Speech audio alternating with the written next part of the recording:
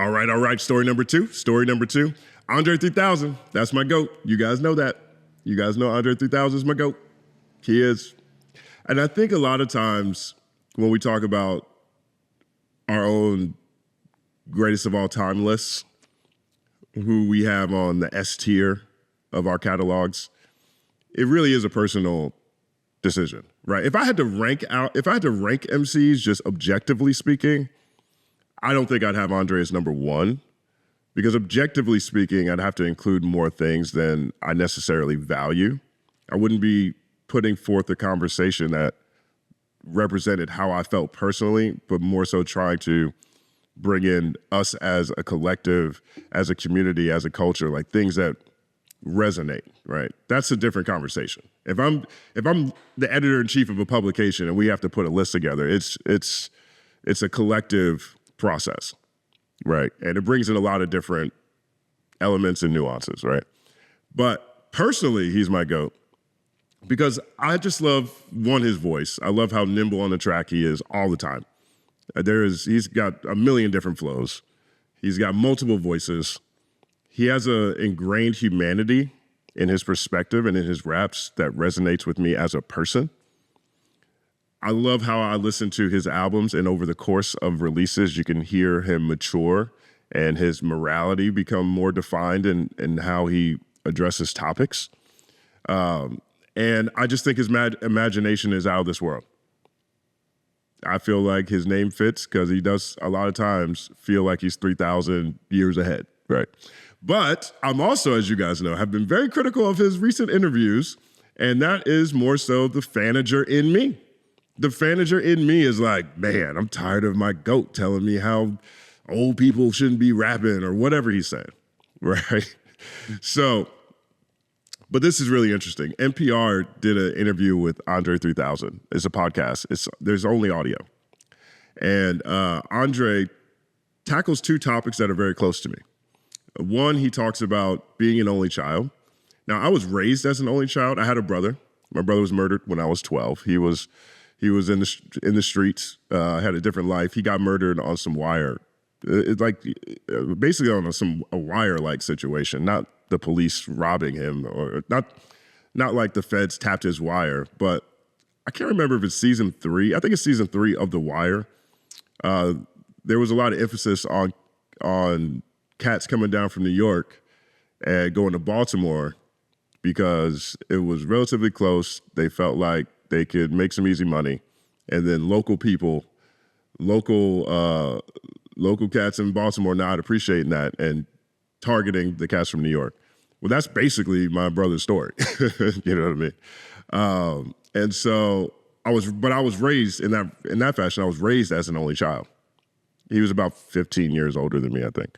13 years older than me. So Andre talks about what it's like being raised as an only child in this conversation. And he talks about, in what I think is really great clarity and color around, this narrative or reputation that Andre 3000 thinks old people shouldn't rap. I'll take accountability. I think I have forwarded that narrative too. I think I have been a part of forwarding the narrative that Andre loses me when he talks about old people rapping. So 1 second applause for accountability. And this conversation does a really great job contextualizing that.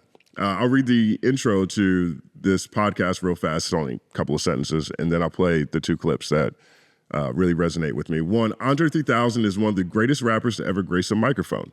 He is, of course, one half of the Grammy-winning rap group Outkast. Between the years of 1995 and 2006, he and his partner Big Boy released some of the most iconic rap records of all time. With each album, the duo showed that they could meld the intensely personal with the universal idiom of hip-hop without ever for a moment losing their sense of joy. That's really well said. Following the release of their last album, Idlewild, in 2006, Big Boy and Andre seemed to go their own way. Big Boy has recorded a bunch of solo records, and Andre, well, he's done some acting, made a cartoon show, and won a very big deal fashion design award for his line, Benjamin Bixby. And maybe once or twice a year, he records a perfect guest verse on someone else's song. He really is good at that. He really is good at that. For a long time, it seemed like Andre may have retired from recording his own music. That's until both unexpectedly and somehow completely unsurprisingly, people started posting videos on the internet of Andre playing the flute. Not in nightclubs, but at airports and on the sidewalk. And it was not a stunt, apparently. Everyone said he was gracious if someone said something, but he really just seemed to be doing it for himself. Last year, Andre released an album called New Blue Sun. It's an ambient spiritual jazz record where Andre plays the flute and does not rap. In the last few months, Andre's been talking about the record, doing interviews of a sort he hadn't done in years. He's also clearly proud of the music he's made and wants to share it. He's touring too, and the show is breathtaking. We are beyond thrilled to have Andre 3000 join us on the show to talk about New Blue Sun and how he got into playing the flute. He also gets into where he currently stands on rapping. Plus, he talks with Jesse Thorne about his time was like working in the fashion world. I guess what his time was like. All right, so here's the clips I like. It's a real thing. Only child is, you got to think, you grow up in your brain and you don't have to respond to anyone. You know, you don't have a brother or a sister to have to share. You know, so in your mind, you think, well, if I'm good, the rest of the world is good. And that's not how it is, really, you know. So only child style is a limited kind of way of thinking. But when you have that time to yourself, you ponder great things sometimes, you know, I think because you have more time to study, you know. I agree with that. I mean, that was my experience quite a bit. Obviously, if you're an only child, you know, you have to make your action figures take on a whole new life. Any pet you have becomes way more prominent. You know, I also feel like my experience as an only child was critical in how I contextualize things because it was me and two adults. So I felt like, you know, I had my vocabulary had to upgrade really quick to make certain points. You know, both my parents are educated, so they they taught me to use my words very early. But the part of this conversation is coming from a line he has on I can't remember the song. He has a line where he goes, "Only child style, so you don't miss. I grew up to myself, not round the park bench, just a nigga busting flows up in apartments." Love that song. Love that song. But he's making pretty interesting points here, and I can see his perspective through his music connect to what he's describing because he's very, very, like I mentioned earlier, there's just a lot of humanity and emotion that comes through his rhymes. My comedy partner, John Hodgman, in one of his old shows, had a line that he said he was a member of the Only Children Super Smart Afraid of Conflict Narcissist Club. Yep, that sounds like me. Yep, that is. Yep. I'm part of that. I hate conflict, man. Like, yeah, I despise it. It's like, you know, why? It's like, I just feel like everything can be worked out. I mean, that line is in the context of you telling a story of maybe an apocryphal story or a metaphorical story of somebody trying to battle you on a train or bus or something like that. Yeah, I'm sorry, go ahead. And you just being like, you know what? I don't need this. Yeah, I didn't mean to cut you off, but I'm laughing because it's so timely because in the last couple of days, you know, you kind of, in retrospect, you think of like, wow, I actually had a whole career rapping. And then I don't know if I was cut out to be a rapper, really. Really? No, I really don't. Like, I probably should have been. This is kind of crazy to hear him say. He doesn't think he was cut out to be a rapper. And he's arguably the greatest rapper of all time. To be fair, you were awful at it, Andre. No, what I mean by that is like, I don't like confrontation. Like, I'm not no battle rapper. Like, I just don't be giving a about what another rapper thinks in that way. So it's kind of like, I'll just be looking at you crazy. Like, if you try to battle, it's like, oh, nice style, but your style has nothing to do with what I'm doing. What I'm doing has nothing to do with you. So why are we even going through this exercise unless it's really for the crowd more than anything? It's a game, right? Yeah. I mean, like, it's a game that people enjoy playing. I don't. Because I don't know how to play that game because what I do has nothing to do with you. So it's a futile game. So that's why I say I don't know if I was built for rapping in that way. Yeah, it's kind of interesting to hear him describe it. You know, hip hop is competitive down to the core in every element. graffiti's trying to get its, you're trying to get your tag as many places as possible, or you're trying to have your bombs most prominently placed. DJ battles are a real thing. I'm going to the Red Bull U.S. Championships today in Venice, and MCs, again, always try to prove that they're the best on the microphone. So that is competition, but I wouldn't necessarily describe those things as the same as conflict, right? You can have an internal drive to improve yourself or outdo another MC, but that doesn't necessarily mean it's rap beef, right? You could be on Smack URL, which is a rap battle, but that doesn't mean you're in a rap beef. But it's really interesting to hear him say he's not cut out to be a rapper. And I think, but as he expounded on his thought, yeah, it makes a lot of sense. I mean, we haven't seen Andre in a rap beef. I don't think we've seen Andre in a rap beef at all. And he was wearing sundresses. There was a point in time Andre was wearing sundresses, and we still never saw him in a rap battle. KP is part of Dungeon Family, a super successful person in music. I interviewed him for my Andre 3000 GOAT piece, which is on Hip Hop DX, if it's still there. And he pointed that out. He was like, nobody is just Andre wearing a sundress. But sometimes, our internal push to be better, to improve on ourselves, supersedes what anyone else has to do. Like, for me personally, I worked intently and still do on becoming the best writer I can, just from an editorial sense, which takes a lot of reading to do that. But and this is why I shouted out my influences in a previous video. I can't remember what it was, because they're so great with the pen, But then at the same time, this medium has evolved into more face-forward conversations. It's evolved into people having their own YouTube channels or people using their social media to present stories.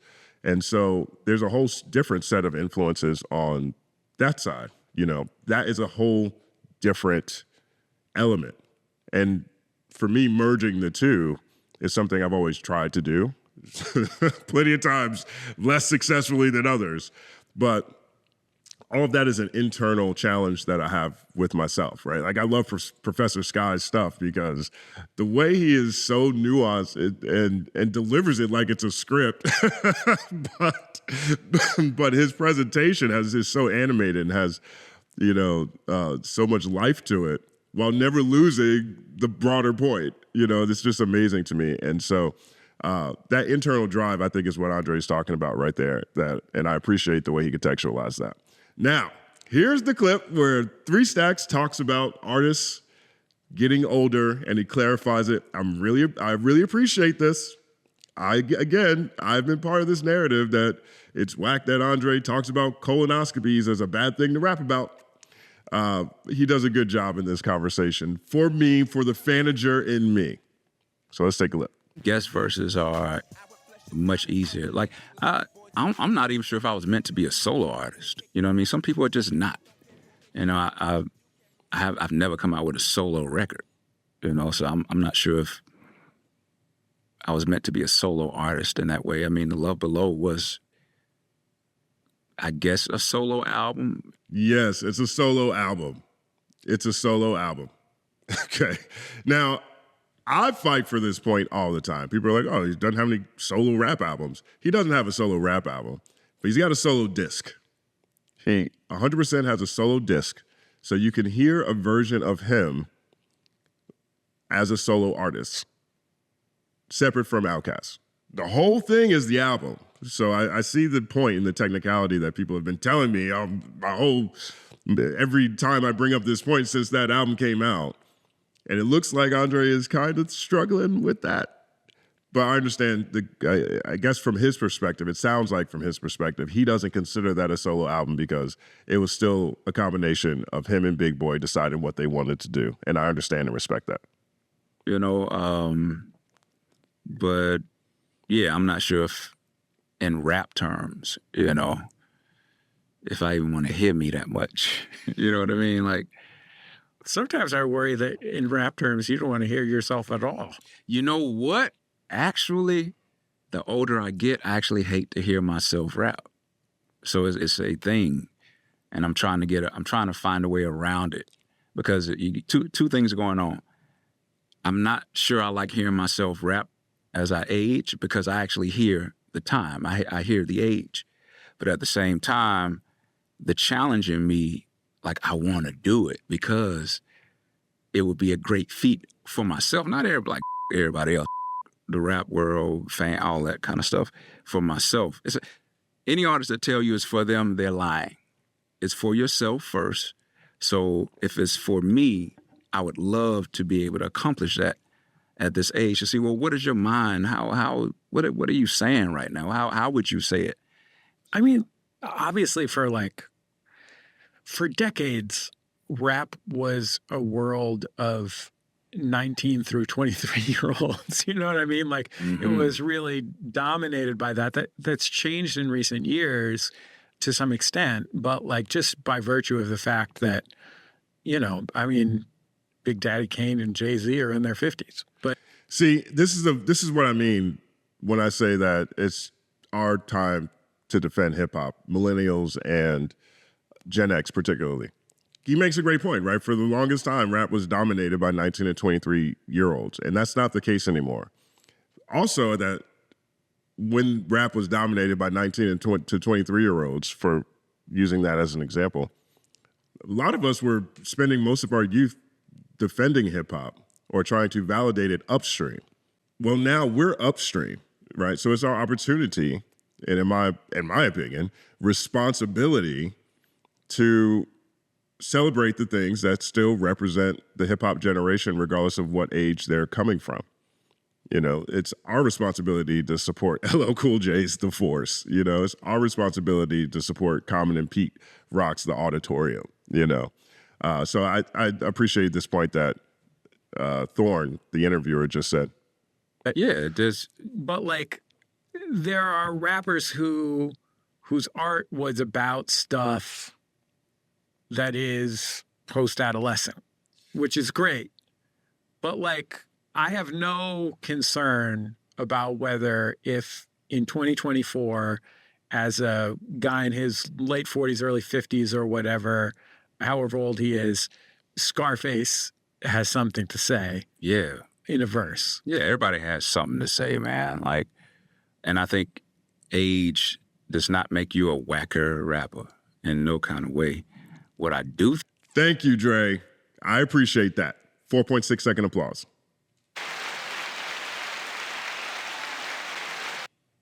Thing happens though. I think the world, the zeitgeist of the world is moving.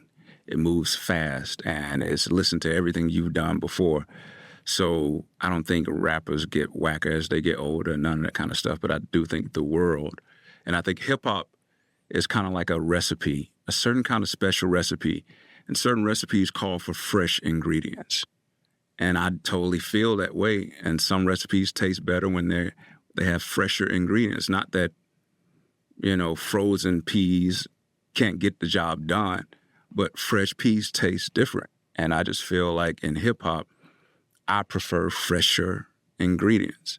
And it doesn't sit right with a lot of rappers. And I'm sorry in that way, but I just have to be honest. That's just my personal opinion, man. But and I mean, there's people like age killing it, like, you know, older rappers killing it. It's not, like I said, it's not about getting whacker or none of that. Master Ace is out here making great records in 2024. It don't make you whacker. It's, yeah, no kind of way. My ears have always just popped up to what's fresh. I love that. I love that. I'm going to give Andre more grace on this going forward. But what he said to me in this conversation, I think reiterates what a lot of us feel. You know, a lot of us still enjoy Killer Mike. You know, a lot of us, I definitely still enjoy Scarface. Big shout out to Scarface. And David Banner was talking about this. You know, David Banner has put out incredible projects as he's gotten older. And I hope that artists continue to do that, because I personally think that the idea that an artist is going to retire or needs to retire because they've hit a certain age. I mean, Blue in Exile's album is phenomenal. Love the Ominous World. It is the closest thing to Below the Heavens without trying to be Below the Heavens. It's amazing. Everybody should listen to it. And if you haven't heard it, punch yourself in the face. But I like the idea that the music that's meant so much to me personally, the music, and I assume, I'm willing to say, the music that's meant so much to all of us doesn't have expiration date. So that's Hunte 3000. Let me know what you guys think about this. My name is Justin Hunte. Like and subscribe to the channel. Follow @TheCompanyMan on everything. It's all happening.